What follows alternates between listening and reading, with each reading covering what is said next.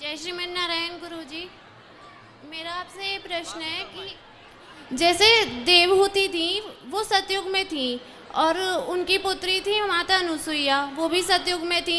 तो जैसे त्रेता युग में जब रामचंद्र जी थे तो वो तो त्रेता के अंत में ही तो थे। तो जब भी थी माता अनुसुईया, उन्होंने जब माता सीता को आशीर्वाद दिया था, तो ये तो बहुत लंबा समय हो गया। आज भी है माता अनुसुईया।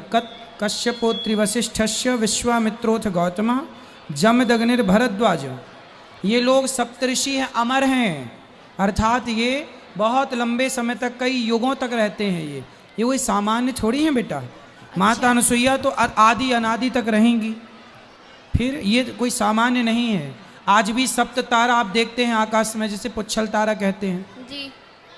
तो ये 7 ऋषियों के सप्त तारा, उनमें एक माता अनुसुईया। कश्यपोत्री, कश्यप, अत्रि, ये सप्त ऋषियों में कश्यप, अत्रि, वशिष्ठ, ये सब लोग आते हैं, ये अमर हैं। अच्छा, और गुरुजी जैसे आप बताते हैं जन्म और मृत्यु ये भगवान के हाथ में है, ये हमारे हाथ में नहीं है। तो जैसे कोई अगर किसी की मृत्यु हो जाती है और उसकी उम्र बच जाती है, ऐसे कैसे हो सकता है? फिर अगर भगवान की मर्जी से वो मर रहा है तो उसकी उम्र पूरी हो जानी चाहिए। देखो, भगवान की मर्जी से तो जब मरेगा, जब वो अपनी मौत से मरेगा। लेकिन आप ज़बरदस्ती ट्रेन के आगे लेट जाओ, ज़बरदस्ती कोई फांसी का फंदा गले में डाल के झूल जाए, तो भगवान तो नहीं कह रहे कि तुम फांसी का फंदा डाल के झूल जाओ। तो ये जो आत्महत्या है ना, यह पाप है, अपने खुद पर किया गया पाप आत्महत्या कहलाता है। तो जैसे गुरुजी, जैसे राजा दशरथ जी थे, वो भी तो जल्दी मर गए थे, मतलब उनके वो तो राम के वियोग में मरे थे ना बेटा, भगवान की याद में तड़प तड़प के मरे। फिर उन्होंने अपनी आयु राम जी को वापस कर दी। तो जो उनकी उम्र मतलब भगवान ने लिख के भेजी होगी, वो तो पूरी भेजी होगी ना, मृत्यु कब होनी है। देखो, जो लिख के भेजा था वही हुआ दशरथ जी के साथ, वही लिखा था। तो ये लिखा होगा कि वो पहले मर जाएंगे समय से। बिल्कुल, इसलिए। लेकिन दशरथ जी ने आत्महत्या तो नहीं की ना।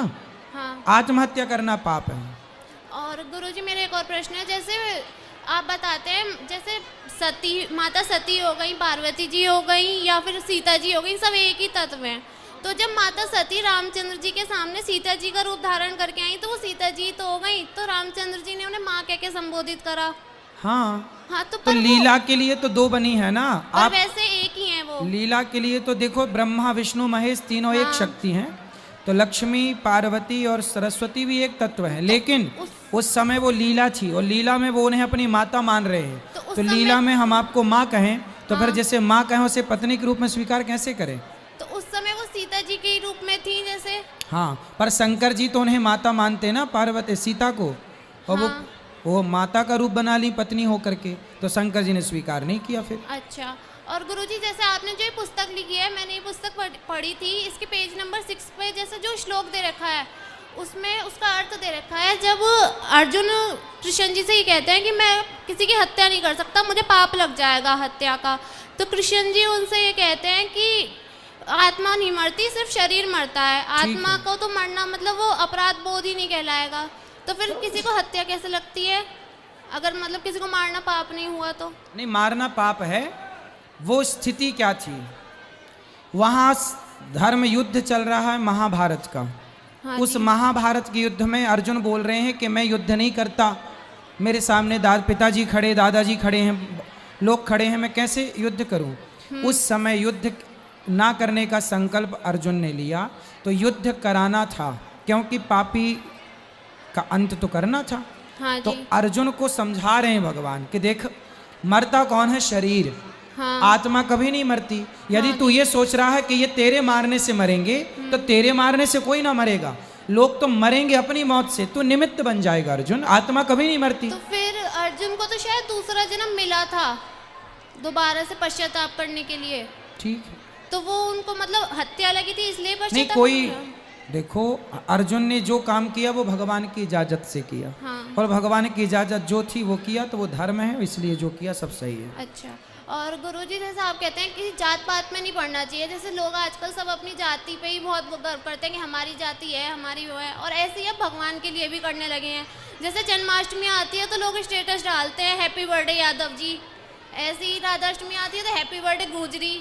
मूर्ख लोग हैं ये, जो भगवान को भी जातियों में बांट दें, वो मूर्ख हैं। इन मूर्खों का क्या है?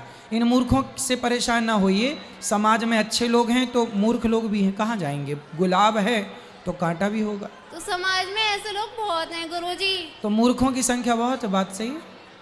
और एक और क्वेश्चन है गुरुजी, जैसे नारायण के 24 अवतार हैं, 24 अवतारों में से जैसे रामचंद्र जी के साथ माता सीता हैं, लक्ष्मी जी हैं, और कृष्ण रूप में उनके साथ राधा जी हैं, तो बाकी के अवतारों में भी लक्ष्मी जी उनके साथ हैं? बाकी हर अवतार में भगवान जो जो लीला कार्य करने आए, जैसे नरसिंह भगवान आए हाँ तो जी। लीला करके प्रहलाद जी पर कृपा करके चले गए, तो वो थोड़ा देर का अवतार था। मतलब ज्यादा लंबे समय का नहीं था वो। हाँ, वो अवतार ही थोड़ी देर का था। और जैसे रामचंद्र जी का जन्म जो हुआ है वो सूर्यवंश में हुआ है, तो उनके नाम के पीछे चंद्र क्यों लगता है? क्योंकि चंद्रमा बोले कि प्रभु आप दिन को आए तो रात को हम आते हैं, तो हम तो आपका दर्शन कर नहीं पाए।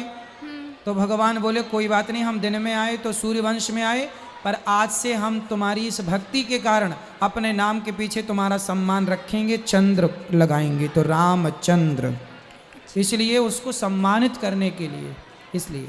धन्यवाद गुरुजी। जय श्री नारायण।